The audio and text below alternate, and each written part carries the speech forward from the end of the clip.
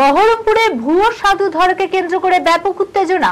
রবিবার বহরমপুর খাগড়া ফাঁড়ি থেকে পুলিশের গাড়িতে করে সাধুকে নিয়ে যাওয়ার সময় স্থানীয়রা ফের চড়াও হয়, সাধুকে মারধর করে। কোন রকমে দুইজন সাধুকে নিয়ে থানা থেকে বেরিয়ে যায় পুলিশের গাড়ি।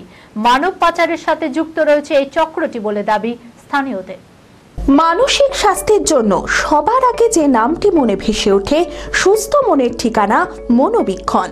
যোগাযোগ নাম্বার 7477799516।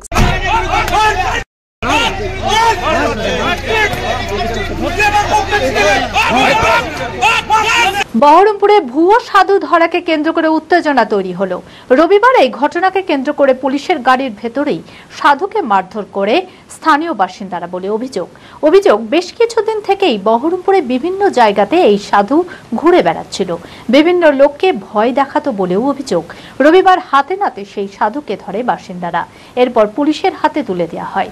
বহরমপুর খাগড়া ফাঁড়ি থেকে পুলিশের গাড়িতে করে তাকে নিয়ে যাওয়ার সময় স্থানীয়রা ফের চড়াও হয়, সাধুকে মারধর করে।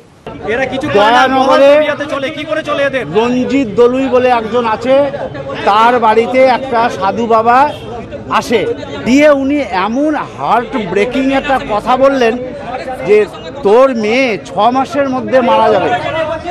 আমি সঙ্গে সঙ্গে মানে এইবার এমনই হিপনোটাইটিস করে দিল, আমি ওর পা ধরে ফেললাম। আমি যেমন 7 দিন দুপুরে ভাত খাইনি, 7 রাত্রি আমরা কেউ ঘুমাতে পারিনি, গোটা রাত জেগে আছে, আর আমাদেরকে শুধু দুর্বল করে দিচ্ছে। মেয়ে মারা যাবে বলে দুর্বল করে দিচ্ছে। আমি তো অত কিছু জানি না, তবে এদের একটা বিরাট র্যাকেট আছে, মানুষের মনটাকে দুর্বল করে দিচ্ছে, দিয়ে মানুষকে বিভিন্ন ধরনের তান্ত্রিক পথে নিয়ে আসছে এরা। আমি চাইছি এদের শাস্তিও। কোন রকমে দুইজন সাধুকে নিয়ে থানা থেকে বেরিয়ে যায় পুলিশের গাড়ি। মানব পাচারের সাথে যুক্ত রয়েছে এই চক্রটি বলে দাবি স্থানীয়দের। পুলিশ তাকে নিজেদের হেফাজতে নিয়ে জিজ্ঞাসাবাদ করবে বলেই জানা গিয়েছে। বহরমপুর শহরে আজকে এরকম ঘটনা অনেক আগেও ঘটেছে, এখনও ঘটতে চলেছে। এখন এই চক্রের মূল পাণ্ডাকে আমরা এখনও ধরতে পারিনি।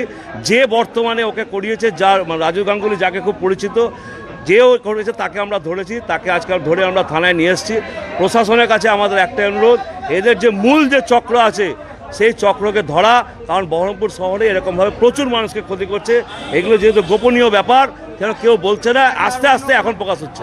এবং আমার যা মনে হয় এরা নারী পাচার চক্রেও জড়িত আছে, তদন্ত হোক। কেন এই ধরনের কাজ যারা করে তারা বারবার এরকম ট্র্যাপ তৈরি করার চেষ্টা করে, তাই আজকে আমার মতো আরেকজন দাদাকে ট্র্যাপ করতে চেয়েছিল, সেই ট্র্যাপ থেকে ওরা আজকে পুলিশের কাছে হাতে নাতে ধরা পড়েছে। লীলা হসপিটাল, আ মাল্টি স্পেশালিটি হসপিটাল, 24 ঘন্টা ইমার্জেন্সি পরিষেবা। লীলা হসপিটাল, বহরমপুর, মুর্শিদাবাদ।